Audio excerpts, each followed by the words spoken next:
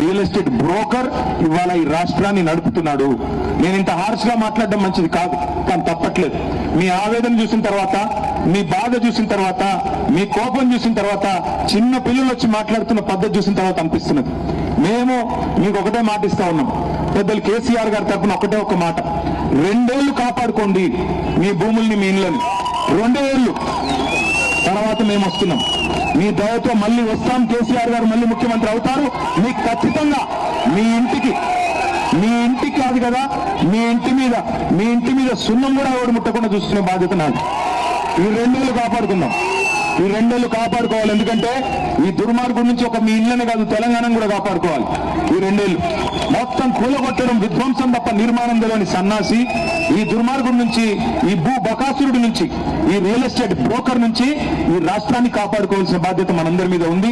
మీ అందరితో ప్రార్థన, మీ అందరితో నా రిక్వెస్ట్ ఒకటే, దయచేసి గుర్తుపెట్టుకోండి, ఒక్కడి మీదకి వస్తే మనందరి మీదకి వచ్చినట్టే.